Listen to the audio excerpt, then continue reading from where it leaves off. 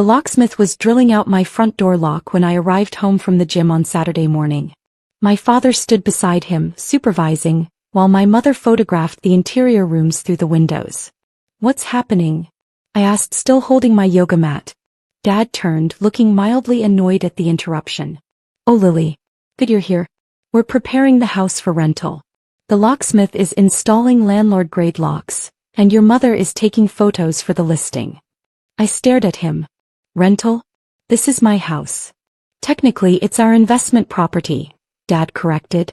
"We bought it as a rental asset. You've been staying here temporarily, but we need actual income from it now. Market rate for this neighborhood is $2,800 monthly. We're listing it today." Mom came around from the side yard, phone in hand. "The backyard photos are gorgeous.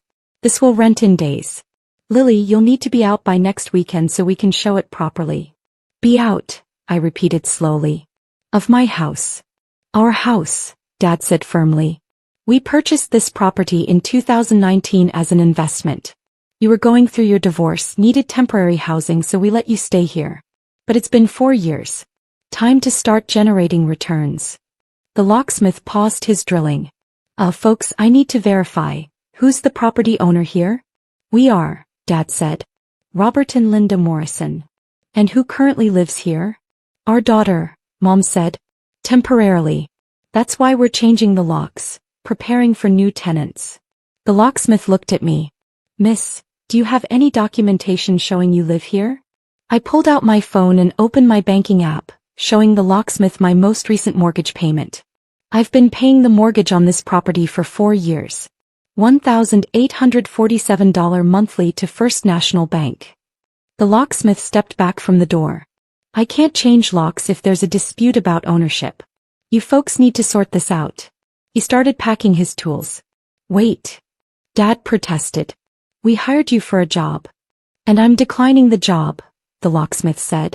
"This looks like a family dispute over property. I'm not getting involved." He loaded his equipment and drove away.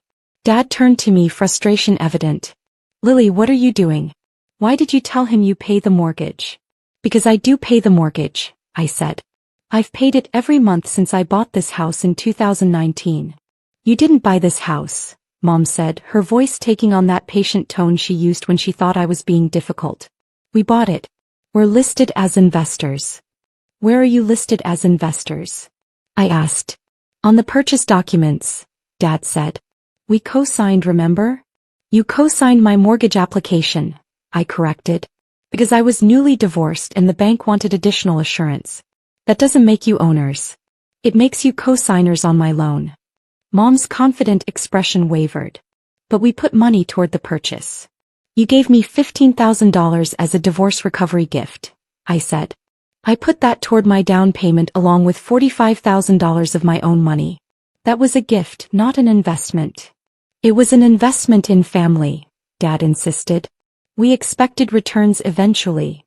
"Returns on a gift?" I asked. "That's not how gifts work." Mom pulled out her phone. "I'm calling our attorney. This is ridiculous." While she stepped away to make the call, I pulled up the county property records on my phone. Owner, Lily Morrison. Purchase date, June 2019. Purchase price, $385,000. Mortgage holder, First National Bank. Borrower, Lily Morrison. I showed Dad the screen. "See? My name only. I'm the sole owner." His face reddened. "We co-signed that loan. We took on risk. That entitles us to." "It entitles you to be responsible if I default," I interrupted. "Which I haven't. I've made every payment on time for 4 years. Your risk has cost you nothing." Mom returned, her expression uncertain. "The attorney wants to see the paperwork. He's asking if we're on the deed." "Are you?" I asked. "I don't know," she admitted. "I assumed we were." "Assumptions aren't ownership," I said. "Let me save you the attorney fee." I pulled up my documents folder and showed them the deed. My name. Only my name. Recorded with the county on June 15, 2019. Dad grabbed my phone, scrolling through the document. "This can't be right. We were part of this purchase." "You helped me qualify for a loan," I said. "That's different than ownership." I'm grateful for that help, but it doesn't give you rights to my property. Mom's phone rang. She answered, listened, then her face fell. The attorney says co-signing a mortgage doesn't create ownership rights unless we're on the deed. Are we on the deed? She looked at Dad desperately.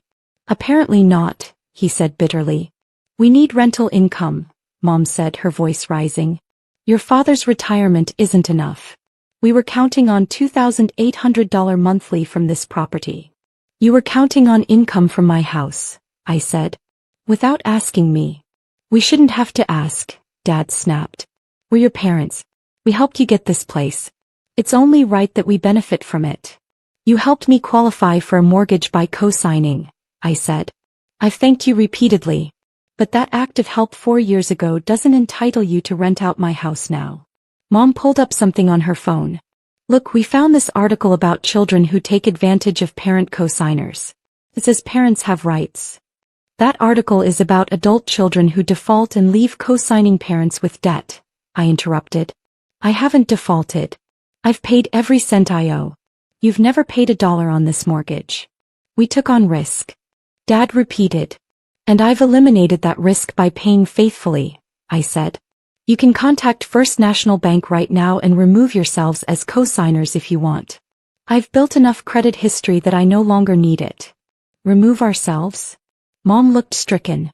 But then we'd have no claim at all. You have no claim now, I said gently.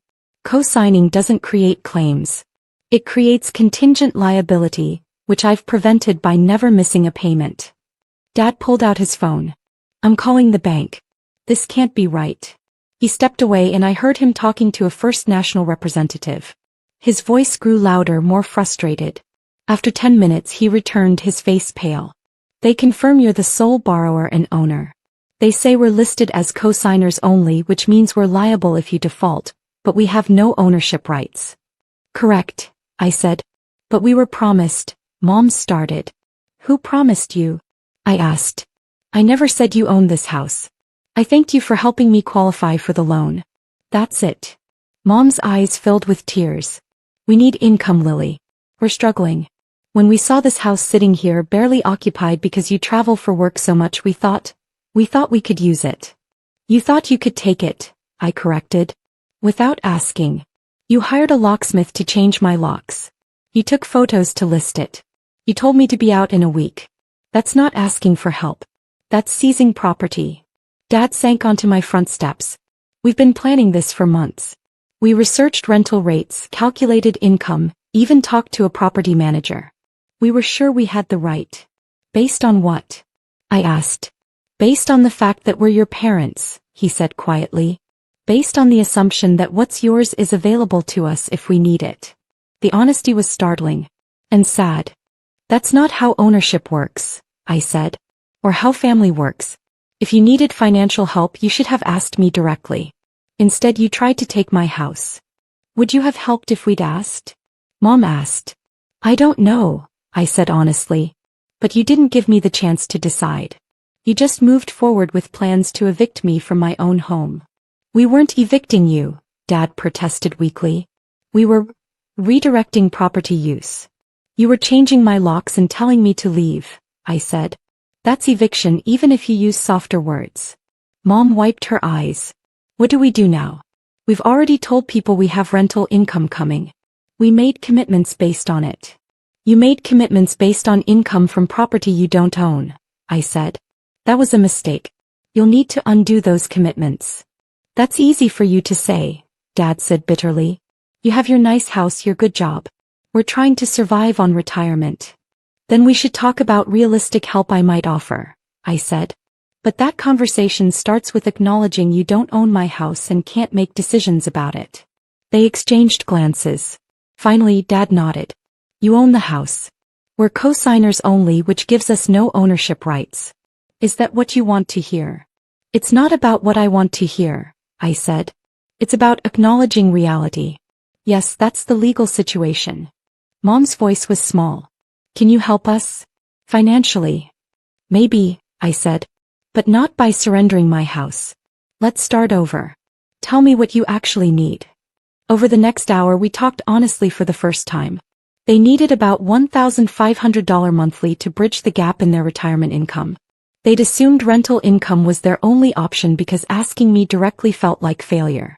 "Why didn't you just talk to me?" I asked. "Pride," Dad admitted. "We're supposed to be the ones helping you, not the other way around." "I'm 36 years old with a successful career," I said. "It's okay to need help.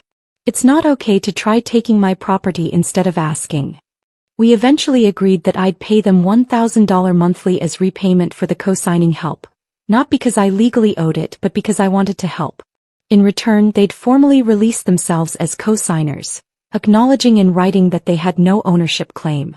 "And you'll remove any rental listings?" I asked. "There aren't any yet," Mom admitted. "We were taking photos first. We hadn't actually posted anything." "Good," I said. "Because that would have been advertising rental of property you don't own. That's fraud." Dad winced. "We really didn't think this through, did we?" "No," I agreed. "You didn't."